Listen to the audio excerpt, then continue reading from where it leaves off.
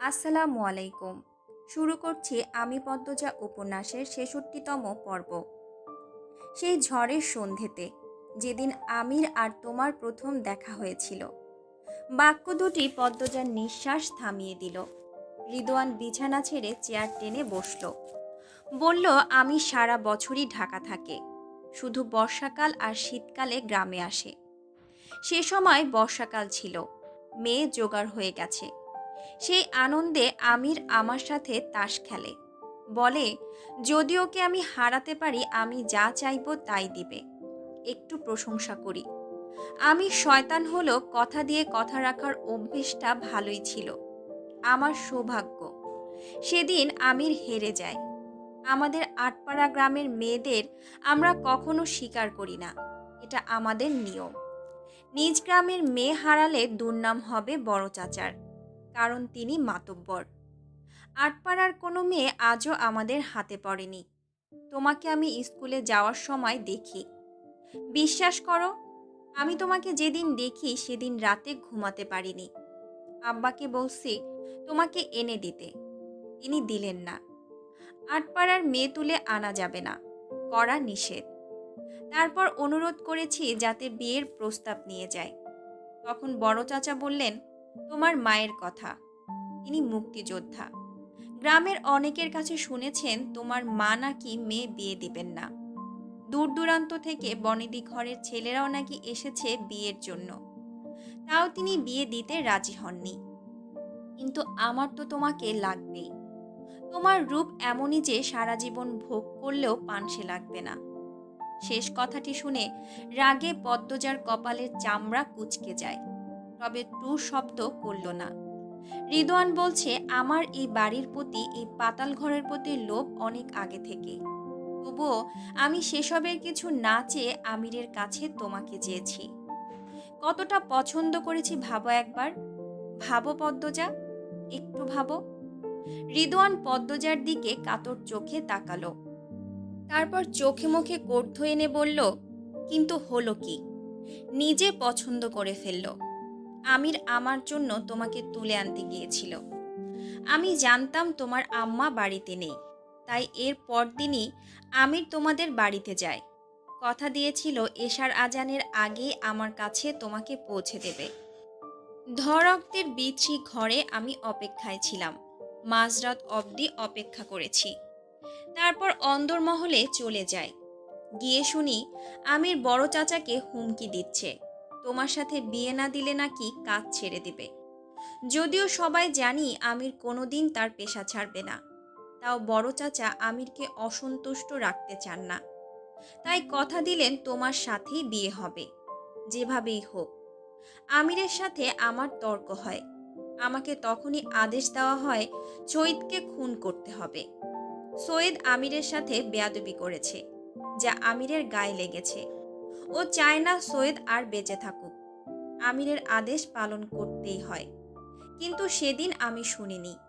তখন বড় চাচা বলল, পদ্মজা সমাজের কাছে আমিরের বউ হলেও ঘরে তো তোর বই হবে। আমি তার ব্যবস্থা করব, আমিরের সাথে কথা বলবো। আমাকে আশা দেওয়া হয়, তাই সৈয়দকে সরিয়ে দেই, সব কিন্তু তোমাকে পাওয়ার জন্য। কিন্তু অবাক কাণ্ড কি জানো, তোমার মাও সেদিন সেখানে উপস্থিত ছিলেন। মহিলা এত ভয়ঙ্কর আগে বুঝিনি। মেয়ে মানুষ হয়ে কিভাবে যে নেশাগ্রস্ত দুটি মানুষকে জবাই করেছে তুমি ভাবতেও পারবে না।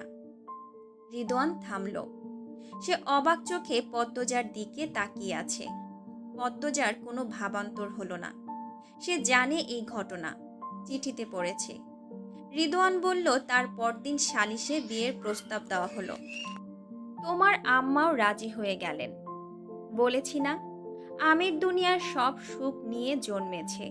তোমার আম্মা আমাকে চিনতেন না, কখনো দেখলেও বা নাম শুনলেও মুখ মনে নেই, তাই তিনি নিশ্চিন্তে বিয়ের প্রস্তাব মেনে নিলেন। বড় চাচা সমাজের চোখে কতটা মহান সেটা তুমিও জানো। 2 মাস অন্তর অন্তর দান করেন, সবার অভাব দূর করেন, চিকিৎসা করান। ওনার ছেলের বউ মানে অনেক কিছু। তোমার আম্মা তো আর ভেতরের খবর জানতেন না। সে যাই হোক, পরের কথা বলি। আমি যখন শুনল তোমার আম্মা দুটো খুন করেছে ও চিন্তায় পড়ে যায়। আমির ধূর্তবাস চালাক, ও মানুষ চিনে। ও তাৎক্ষণিক বুঝে গেল তোমার আম্মা জটিল মানুষ, তাই আমাকে নিষেধ করলো বিয়ে বাড়িতে আমার মুখ না দেখাতে। চিনে গেলে সমস্যা হবে। আমিরের সাথে তাল মিলিয়ে বড় চাচাও নিষেধ করলো। আমি তো পদ্মজা মাঝপথে প্রশ্ন করলো, আপনি এই গ্রামের ছেলে, আর আম্মাও এই গ্রামের মেয়ে বউ, তারপরও আপনাকে চিনতেন না? ওই যে বললাম, কখনো হাওলাদার বাড়ির ছেলে হিসেবে দেখলেও মনে নেই, নয়তো নাম জানতেন, মুখ চিনতেন না। তাছাড়া আমাকে সত্যি অনেকেই চিনে না। নাম জানলে মুখ চেনে না, মুখ চিনলেও হুট করে দেখে ধরতে পারে না। সব সময় এখানে থাকি, অন্দরমহলে থাকি, রাতে বের হই, ট্রলারে থাকি। এটা খুব সহজ ব্যাপার। তোমার আম্মা চিনতেন না বললে বেমানান লাগবে না। আর শুনেছি তোমার আম্মা নাকি সমাজের দিকে চোখ দিতেন না তেমন। নিজের সংসার আর 3 মেয়েকে নিয়েই থাকতেন। কথাগুলো অবহেলার স্বরে বলেন রিদওয়ান। এরপর থামল। পদ্মজা কিছু বলল না। রিদওয়ান ভ্রু কুঞ্চন করে বলল, কোথায় যেন ছিলাম? পদ্মজা জবাব দিল না। রিদওয়ান মনে করার চেষ্টা করল। মনে পড়তে আবার বলা শুরু করলো। আমিরের কথা মতো সে হেমলতাকে মুখ দেখায়নি, যায়নি ও বাড়িতে। বিয়ের 2 দিন আগে মেয়েগুলোকে ঢাকা চালান করে দেওয়া হয়। সেখান থেকে আলমগীর আমিরের কথা মতো পাচার করে দেয় বিদেশে। মৃত মেয়েগুলোকে ফেলে দেওয়া হয় বড় বড় নদীতে। একটা মেয়ে রয়ে যায়। সে মেয়েটিকে পদ্মজা আর আমিরের বিয়ের আগের দিন রাতে হত্যা করা হয়। তারপর আমিরের কথা মতো হাবলু আর রিদওয়ান চলে আসে হাওরে। অন্দরমহলে তখন আমিরের গায়ে হলুদের উৎসব চলছিল। হাওরে তখন তীব্র স্রোত। বাড়ি ফেরার তাড়াও ছিল। আবার মেয়েটি অনেক দূরের, তাই হাবলু মেয়েটিকে নদীর শেষ মাথায় ওই হাওরের শুরুতে ফেলে দেয়। তখনই খেয়াল পড়ে আরেকটি নৌকা, যেখানে মোড়ল বাড়ির পরিবার ছিল। রিদওয়ান ট্রলারের ভেতরে ছিল। সে হাবলুকে তাড়া দেয় দ্রুত ট্রলার ঘোরাতে। তারপরের কাহিনী পদ্মজার জানা। পুরোটা শুনে পদ্মজা অবাক হয়ে যায়। সে হতবম্ব হয়ে প্রশ্ন করল, আর হানিফ মামার ব্যাপারটা? রিদওয়ান খুব বিরক্তি নিয়ে বলল, এসব ছোটখাটো ব্যাপার। ওই শালা আমাদের সাথেরই লোক ছিল। তারপর আধিপত্য দেখানো শুরু করে। টাকা চায় অনেক। আমিরের ওপর কথা বলা শুরু করে, হুমকি দেয়। তার চাহিদা বেড়ে যায়। অনেকদিন সহ্য করার পর একদম উপরে পাঠিয়ে দেই। রিদওয়ান হাসল, যেন খুব মহৎ একখানা কাজ করেছে। তারপর আবার বলল, প্রান্তর আব্বা আর আব্দুল, এদের নিয়েও প্রশ্ন করবে নাকি? এদের কথা জেনে তোমার লাভ নেই। দুজনই সব জেনে ফেলার কারণে মরেছে। সহজ হিসাব। প্রান্তর বাপ আমিরের হাতে, আব্দুল আমার হাতে। এসব বাদ দাও। আমরা আমিরের কথাতে যাই। তোমাকে শুধু আমিরের গল্প শোনাবো। রিদওয়ানের কাছে কথাগুলো যেন কত স্বাভাবিক, যেন মশা মারার গল্প বলছে। পদ্মজা ভীষণ অবাক হচ্ছে। এই হাওলাদার বাড়ির আজ তার গায়ে এত আগে থেকেই লেগেছিল। হানিফকে খুন করতে গিয়ে তার মা খালি হাতে ফিরে আসে। তার পরদিন হানিফের লাশ পাওয়া যায়, অথচ তার মা খুন করেনি। প্রান্তর বাপ খুন হয়। প্রান্ত মুন্না থেকে প্রান্ত হয়ে ওঠে, তাদের ভাই হয়ে ওঠে। আমি স্বীকার করতে এসে তার প্রেমে পড়ে যায়। বিয়ে ঠিক হয়। বিয়ের আগের দিন রাতে নদীতে লাশ পাওয়া যায়। তারপর অবশেষে বিয়ে হয়। সবকিছু এক সুতোয় গাঁথা। এ কেমন যোগসূত্র! পদ্মজার মাথা ভনভন করতে থাকে। এতদিন একটা চক্র তার আশেপাশে শব্দ তুলে ঘুরঘুর করছিল। সে শব্দ ঠিকই শুনেছে, তবে তার উপস্থিতি ধরতে পারেনি। রিদওয়ান বলল, বিয়ের দিন রাতে বড় চাচার কথায় ভরসা রেখে তোমাকে ছুঁয়েছিলাম। ভেবেছিলাম আমির কিছু বলবে না, কিন্তু হলো কি? সে তো তোমার রূপে একেবারে কুপোকাত। তারপরের ঘটনাও বোধহয় জানো। আমির আষ্টে পিষ্টে তোমাকে আগলে রাখা শুরু করে। একসময় বিভিন্ন কার্যকলাপে তোমার সন্দেহ হতে থাকে। এই ব্যাপারটা আমিরকে চিন্তায় ফেলে দেয়। পাহারাদার বাড়িয়ে দেয়। তোমার উপর নজর রাখার জন্য রেখে দেওয়া হয় লতিফাকে। তাই আমিরের সাজানো দেয়াল ভেঙে পৌঁছাতে পারোনি পাতাল ঘরে। তোমার আম্মা নাকি চোখের দৃষ্টি দেখে মানুষ চিনতে পারেন। কার মুখ থেকে জানি আমির শুনেছিল। ব্যাপারটাকে গুরুতরভাবে নিয়ে নেয় আমির। সে কোনো ঝুঁকি নিতে চায় না। তোমার আম্মাকে নিয়ে একটু ভয়ও ছিল। মহিলার চাহনি কথাবার্তা খুব বেশি ধারালো আর সজাগ। আমির পরিকল্পনা করে তোমার আম্মার গলাটা আলাদা করে দেবে। মাঝপথে কাটা রাখা ভালো না। এটা কিন্তু আমার কথা না, আমিরের কথা। রিদওয়ান পদ্মজার মুখের ভঙ্গি দেখার জন্য তাকালো। পদ্মজার চোখ দুটি অগ্নিমূর্তি ধারণ করে। আমির হাওলাদার তার মাকে খুন করতে চেয়েছিল। রিদওয়ান পদ্মজার মেজাজ আঁচ করতে পেরে বলল, এমনকি খুন করতেও গিয়েছিল। পদ্মজা চকিতে তাকালো। তার চোখে জল টলমল করছে, সেই সাথে লাল হয়ে উঠেছে। রিদওয়ান বলল, ঘটনাটা তোমার বিয়ের কয়দিন পরের। সেখানে গিয়ে জানতে পারলো তোমার আম্মার কি এক রোগ হয়েছে। মরে যাবে, সব ভুলে যাবে। সম্ভবত তোমার আম্মা তোমার আব্বার সাথে কথা বলছিল। আমার ঠিক মনে নেই, অনেক আগের ঘটনা তো। তাই আমির তার পরিকল্পনা বাদ দিল। কয়দিন পর তোমাকে নিয়ে ঢাকা চলে যাবে। এখন আর এসব করে লাভ নেই। কয়দিন পর এমনিতেই মরে যাবে। তবে যদি না মরতো তাহলে কিন্তু আমিরই খুন করত। এই হলো তোমার সোহাগের স্বামী। রিদওয়ানের ঠোঁটে তিরস্কারের হাসি। কি যে আনন্দ হচ্ছে তার! শুধু পদ্মজা জানে তার কি পরিমাণ কষ্ট হচ্ছে। আমিরের প্রতি রাগ ঘৃণা নিঃশ্বাসের সাথে পাল্লা দিয়ে বাড়ছে। এই মুহূর্তে যদি তার হাত পায়ের বাঁধন খোলা থাকতো, তবে সে রিদওয়ানের এই গা জ্বালা হাসি চিরতরে বন্ধ করে দিয়ে আমিরকে শেষ করে দিত। রিদওয়ান হৈ হৈ করে উঠল। আরে আরে, বাকি আছে তো। থেমে গেলে তো চলবে না। যেদিন তোমার মেট্রিক পরীক্ষার ফলাফল ছিল, সেদিন তোমার আম্মা প্রথম আমাদের বাড়িতে আসেন আর আমাকে দেখে চিনে ফেলেন। বিচক্ষণ বুদ্ধিমতী মহিলার মস্তিষ্ক নাড়া দিয়ে ওঠে। তিনি তোমাকে নিয়ে ভয় পান বোধহয়। আমি রাতে দ্বিতীয় তলায় হাঁটছিলাম রুম্পা ভাবির ঘরটা নজরে রাখার জন্য। ধীরে ধীরে হাঁটছিলাম, তাও সেই শব্দ তোমার মায়ের কানে চলে যায়। তিনি বেরিয়ে আসেন। আমাদের কথা হয়। উনি তোমার ভবিষ্যৎ নিয়ে ভেঙে পড়েন। মা হিসেবে এমনটাই হওয়ার কথা। শেষ রাতে আমি আর আমির ছাদে ছিলাম। আচমকা দেখি তোমার আম্মা জঙ্গলের ভেতর ঢুকেছেন। কত সাহস! মেয়ে শ্বশুর বাড়িতে প্রথমবার এসেই সন্দেহ করে পুরা বাড়ি ঘোরা শুরু করেছেন। বিন্দু মাত্র ভয় ডর নেই। জঙ্গলের ভেতরই আমাদের সব। তখন এত নিরাপত্তা ছিল না। তাই আমির ছুরি নিয়ে তোমার মায়ের পিছু ধাওয়া করে। লক্ষ্য ছিল, যখনই তোমার আম্মা টের পাবে কিছু, তখনই ঝাঁপিয়ে পড়বে। কিন্তু তোমার আম্মা পুরো জঙ্গল ঘুরেও কিছু ধরতে পারেনি। এটা তোমার আম্মার ভাগ্য। নয়তো ওখানেই মরতে হতো। এখানেই কিন্তু সব শেষ নয়। তোমার ঢাকা যাওয়ার পর উনি আরও দুইবার লুকিয়ে এই বাড়িতে ঢুকেছিলেন। দুইবারই হাবলু ওনার পিছু নিয়েছে। আমি আমিরকে চিঠি লিখি।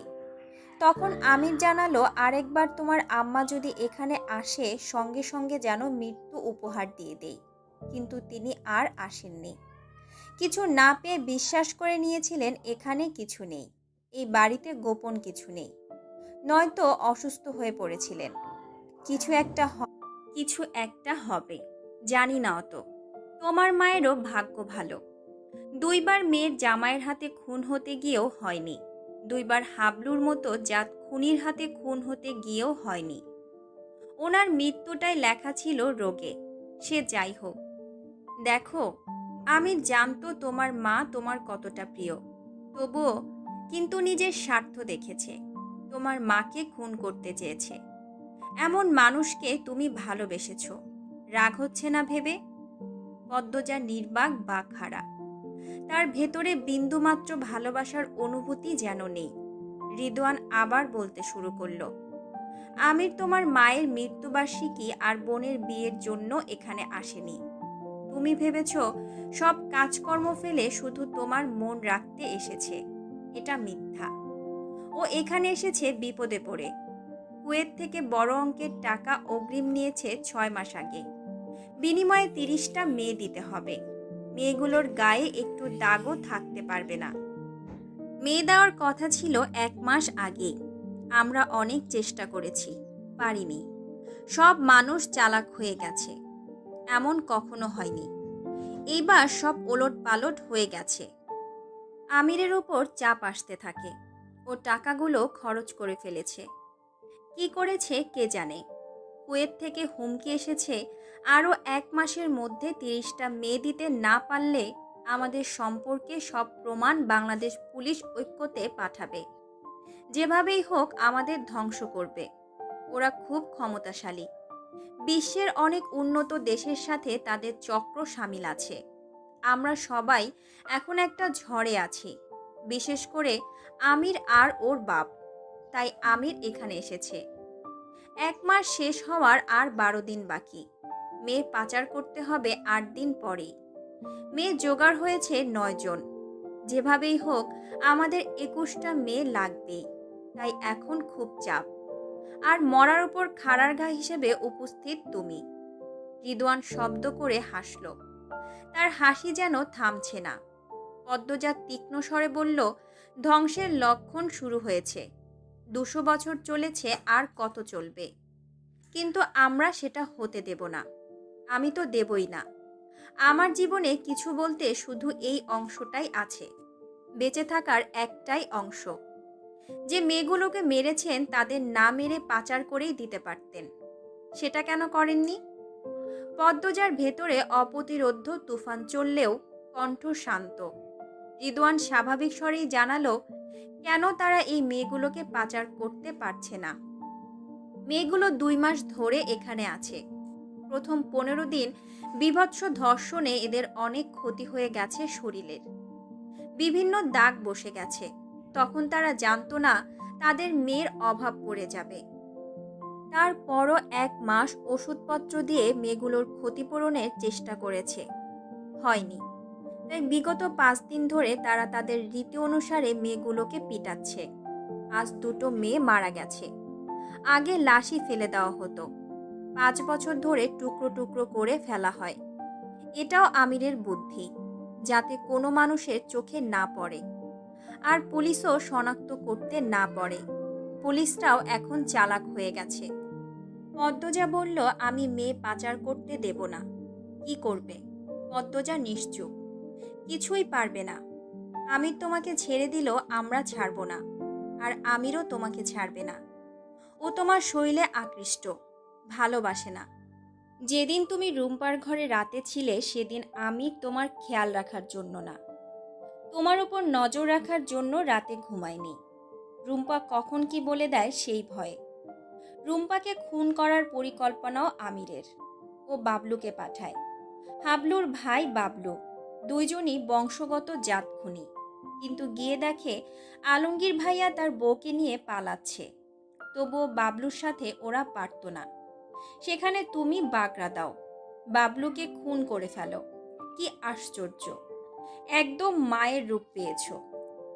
পুরোটা দৃশ্য কিন্তু আমির দেখেছে। ও জঙ্গলে ছিল। এত এত চিন্তার মাঝে তোমার এই রূপ। তুমি যখন পূর্ণাকে নিয়ে অন্দরমহলে চলে যাও তখন লাশ সরিয়ে দেওয়া হয়। তুমি পূর্ণাকে নিয়ে ঘরে যাও, তখন আমির তোমাদের ঘরে চলে যায়।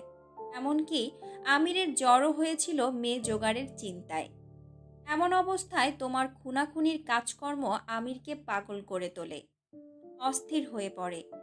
রানীকে খোঁজার নাম করে এখানে এসে পরিকল্পনা করে তোমাকে ভয় দেখানোর, যাতে তুমি ঢাকা চলে যাও।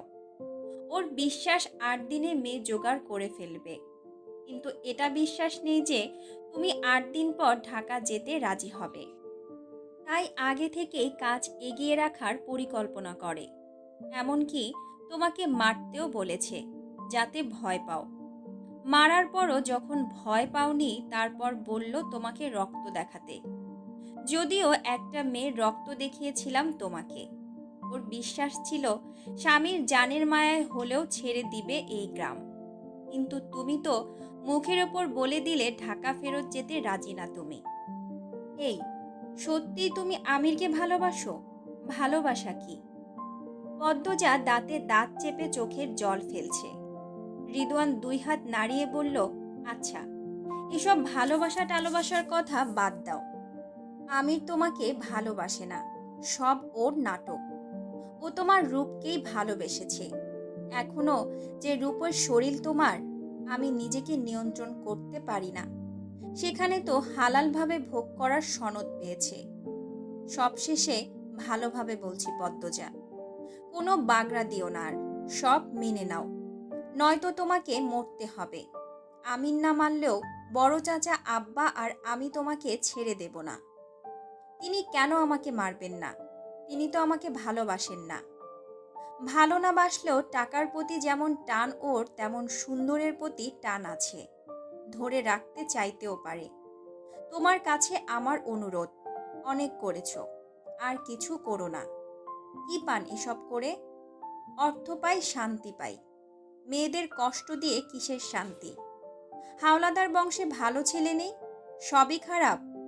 যারা ভালো হয়েছে তারা মরেছে।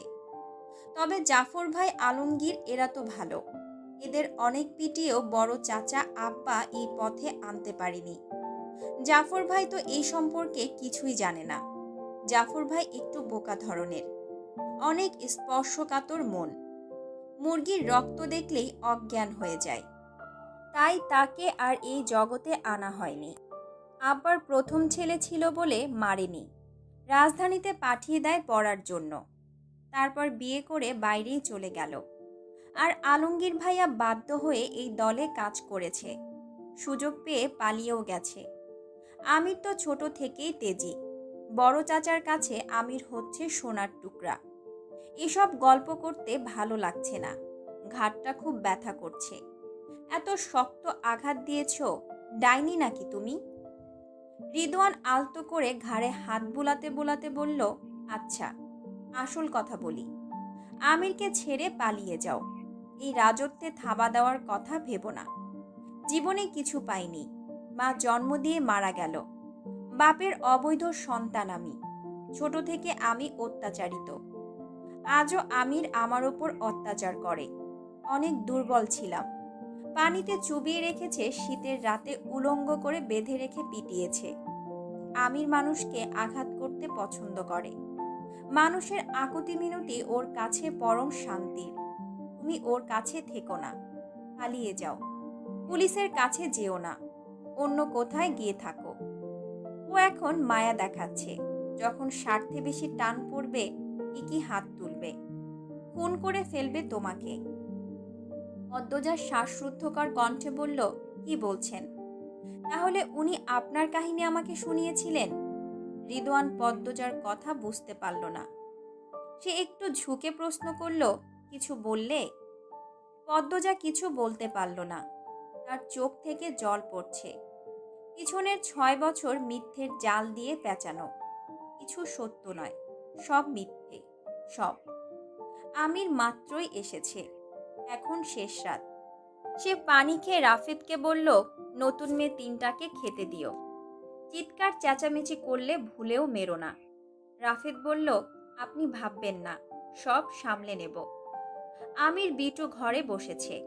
মজিদ বলল, আমরা যাই তাহলে, সকালে কাজ আছে আমার। আমির কিছু বলল না, কপাল কুঁচকে রেখেছে। সিগারেট ধরালো। খলিল বলল, ওই শরীরে এখন কি করবি? আমির বলল, এটা আমার ব্যাপার। আরভিদ উঁচু স্বরে ডাকলো। আরভিদ সেকেন্ড কয়েকের মধ্যে আসলো। আমির বলল, বাড়ির পেছনে যাও, লতিফা থাকবে, যা দিবে নিয়ে আসবে। আরভিদ চলে গেল। আমির চেয়ারে বসে মজিদকে বলল, গেলে যাও, দাঁড়িয়ে আছো কেন? শফিক না আসছিল, কোথায় গেল? রিদুর কাছে গেছে, বললেন খলিল। তারপর মজিদ যে বলল, আয়ো ভাই, বাড়ির যাই। পদ্মজা ক্লান্ত কণ্ঠে জানতে চাইল, ঢাকার অফিস আর গোডাউনে আমি তো অনেকবার গিয়েছি, সেখানে পণ্য দেখেছি, মেনু দেখেছি, কিছু তো মিথ্যে মনে হয়নি। আমিরের সত্যি পণ্যের ইম্পোর্ট ব্যবসা আছে, ও কাঁচা কাজ করে না। আর আমার মেয়ে, আমার নিষ্পাপ 3 মাসের মেয়েটাকে কে খুন করেছে? বাবলু করেছে? রিদওয়ান এই প্রশ্নে থমকায়। পদ্মজা অধীর আগ্রহে তাকিয়ে আছে এই প্রশ্নের জবাবের জন্য। দরজায় টোকা পড়ে। সেকেন্ড কয়েকের মধ্যে প্রবেশ করলো একটা চেনা মুখ। রিদওয়ান হেসে বলল, আরে শফিক, শেষ রাতে এখানে? শফিক পদ্মজাকে জহুরি চোখে দেখল। শফিকের এলোমেলো চুল, নোংরা চাহনি। সে রিদওয়ানকে বলল, আসছি। আগে বলো, আমিরের বউ এখানে কেন? এই মেয়েরও চালান করে দিবে নাকি? নিজে নিজেই চলে এসেছে। কোনো বিপদ? থানার কি অবস্থা? তোরা কি আজমপুর থেকে কোনো মেয়ে এনেছিস? আজমপুরের মাতব্বর মামলা করেছে, তার মেয়ে হারিয়ে গেছে। বিশাল বড়লোক। বড়লোকদের ব্যাপার স্যাপার তো জানিসই। আশেপাশের সব এলাকাতেই খোঁজ চলছে। আগামীকাল অলন্দপুরেও পুলিশ আসবে, তাই তোদের জানাতে এসেছি। সাবধানে থাকিস। দুনিয়ার সব ভেজাল একসাথে এই বাড়ি আসতেছে। ভীষণ বিরক্তি নিয়ে বলল রিদওয়ান। শফিক তার গোফে হাত বুলাতে বুলাতে পদ্মজাকে পা থেকে মাথা অবধি দেখল। তারপর পদ্মজার পায়ের কাছে বসল।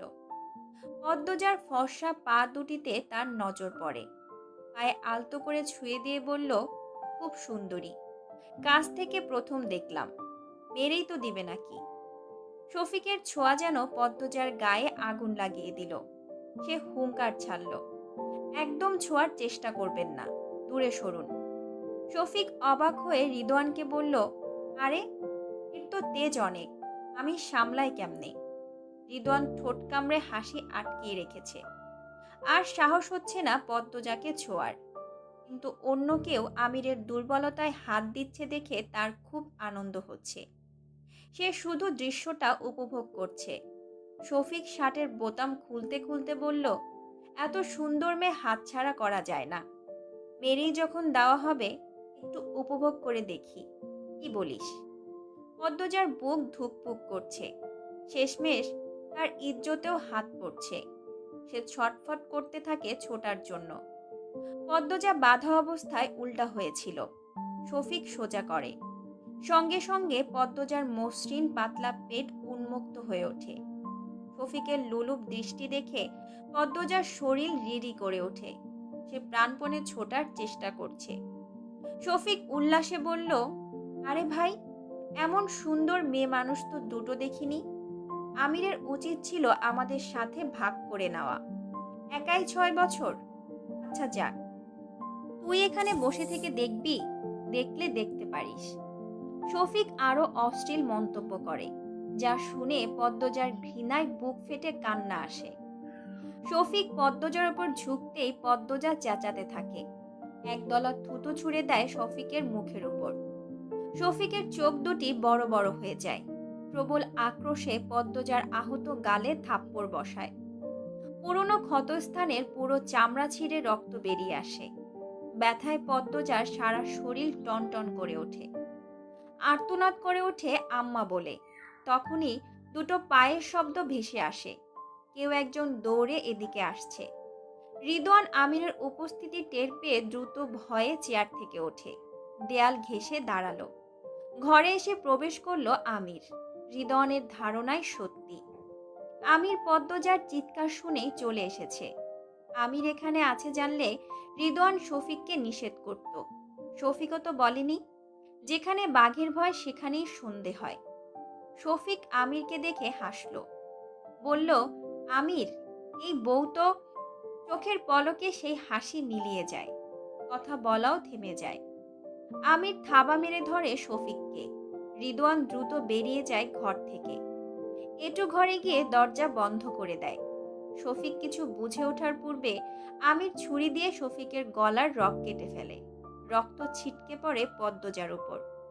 আমির নিঃশ্বাস বন্ধ রেখে ছুরি দিয়ে শফিকের 2 চোখে আঘাত করে। পেটে বুকে আঘাত করে। শফিকের মাথা 2 হাতে ধরে দেয়ালে শব্দ তুলে আঘাত করে। শফিকের মুখ থেকে গ্যারগ্যার ধরনের একটা শব্দ বেরিয়ে আসে। সেই শব্দ আর আমিরের বৃষ্টি গালিগালাজে পদ্মজা ভীত হয়ে পড়ে। রক্তে সারা ঘর রক্তপুরী হয়ে উঠেছে। পদ্মজার শরীর কাঁপতে থাকে। সে কখনো আমিরকে খুন করতে দেখেনি, আজই প্রথম দেখেছে। কি নির্মম তার খুন করার ধরন, কি হিংস্র তার চাহনি আর আক্রমণ। চোখের পলকে মানুষ খুন করে ফেলেছে। পদ্মজা চোখ বুজে জোরে জোরে কাঁদতে থাকলো। আমিরের সারা মুখে রক্ত, চোখ দুটি ছাড়া আর কিছু দেখা যাচ্ছে না, হাঁপাচ্ছে না। দরজার বাইরে এসে দাঁড়ালো মজিদ, খলিল, রাফেদ, আরভিদ। মুহূর্তে চারদিক থমকে যায়, থেমে যায় সব শব্দ। শফিকের রক্তাক্ত দেহটি মেঝেতে পড়ে আছে, চোখ দুটি যেন বেরিয়ে এসেছে। গলার রক থেকে ছিটকে রক্ত বের হচ্ছে। যে কোনো সাধারণ মানুষের কাছে এই দৃশ্য দেখা দেওয়া মানে ওই মুহূর্তে মৃত্যুবরণ করা, গড়গড় করে বমি করা। পদ্মজার সারা শরীর কাঁপছে। এমন মানুষের সাথে সে কিছুতেই পারবে না। মুহূর্তের ঘটনায় সে হার মেনে নিয়েছে, মনে প্রাণে নিজের মৃত্যু চাইছে। এই মুহূর্তে মনে ভয় ছাড়া আর কিছু নেই, ভালোবাসা, রাগ, ঘৃণা, ক্রোধ কিছু নেই। সে শুধু ভয় পাচ্ছে।